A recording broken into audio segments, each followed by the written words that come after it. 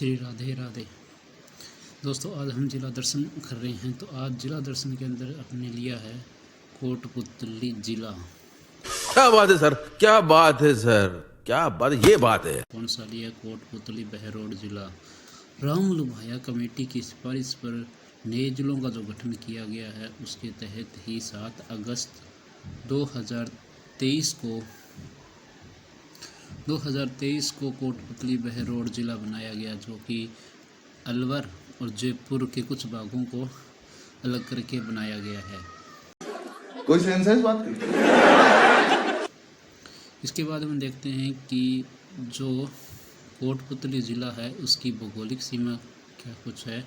भौगोलिक सीमा के अंदर देखें तो अंतर्राष्ट्रीय सीमा इसकी नहीं लगती है, अंतर्राज्यीय सीमा लगती है हरियाणा से। अंतर्वर्ती सीमा इसकी लगती है, वो है 4 जिलों से लगती है। अरे कहना क्या चाहते हो? कौन कौन से 4 जिले? पहला जिला है वो है नीम का थाना, दूसरा जिला है जयपुर ग्रामीण, अलवर और केरथल तिंजारा। इन 4 जिलों से अंतर्वर्ती सीमा लगती है।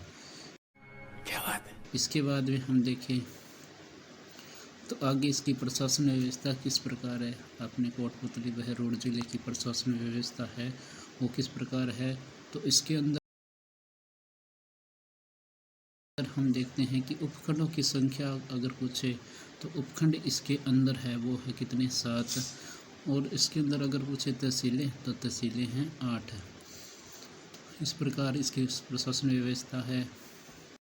यही नहीं, अभी और सुनिए। और उपखंड के अंदर पहला है कोटपुतली, दूसरा बहरोड, तीसरा बानसूर, चौथा है नारायणपुर, 5वां नीमराणा, छठा है विराटनगर और 7वां है पावटा। अगर तहसील की बात करें तो तहसील कोटपुतली तहसील है, बहरोड तहसील है, बानसूर तहसील है, नारायणपुर तहसील है, नीमराणा तहसील है, मांडण तहसील है, विराटनगर तहसील है और पावटा तहसील है। तेरे पास कोई और रास्ता है?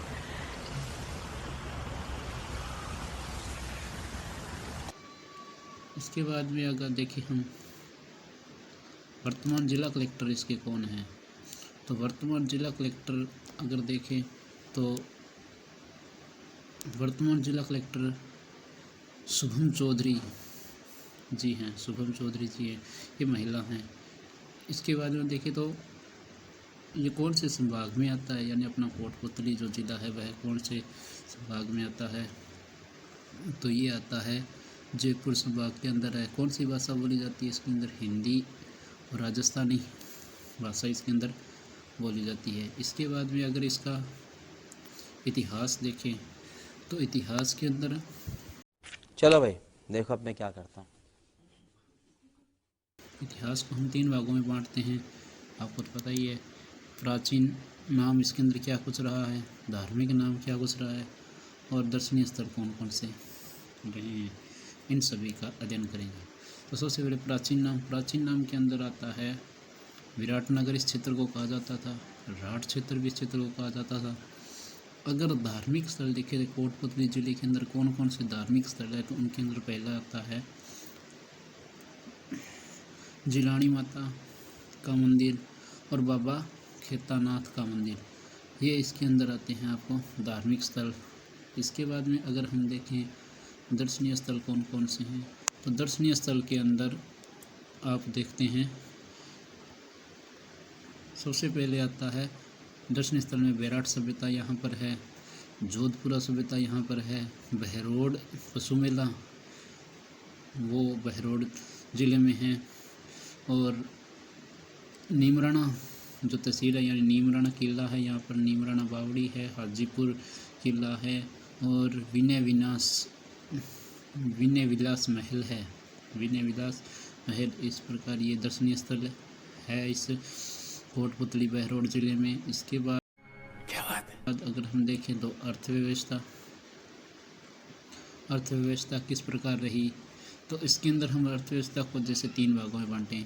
पहला आता है पार्क, यानी कौन कौन से औद्योगिक पार्क लगाए गए हैं, बांध कौन कौन से बनाए गए हैं और उद्योग कौन कौन से हैं यहाँ पर। यही नहीं, अभी और सुनिए। तो पार्क में देखें तो इंफ्रास्ट्रक्चर पार्क यहाँ पर है कोटपुतली बह रोड में, और आईटी पार्क है कोटपुतली बह रोड में, और जापानी पार्क ये भी है, और दक्षिण कोरियाई पार्क अब कोटपुतली बह रोड में है।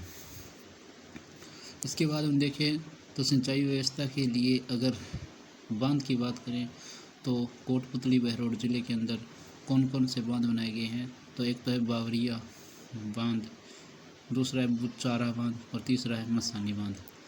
कौन सा है? बावरिया, बुचारा और मसानी बांध। इसके बाद में अगर देखें तो उद्योग कौन कौन से यहाँ पर लगे हुए हैं, तो सबसे पहले देखेंगे तो वो है तेरे पास कोई और रास्ता है?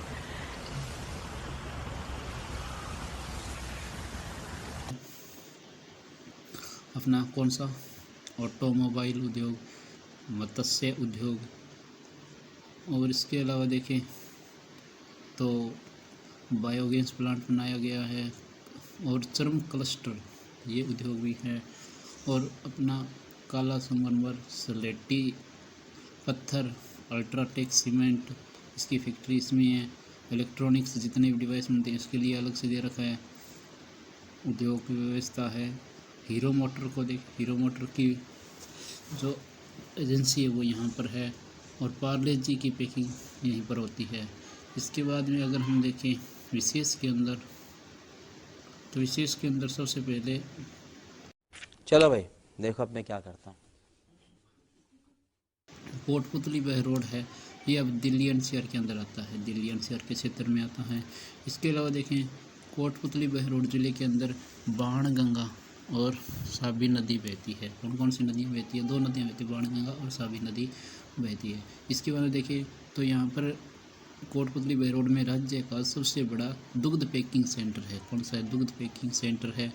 इसके बाद में देखें तो कुसुम, जो पीएम कुसुम योजना थी, पीएम कुसुम योजना के तहत प्रथम सोलर संयंत्र है वो अपने राजस्थान में है, वो इसी ज़िले में लगा है कोटपुतली बह रोड में।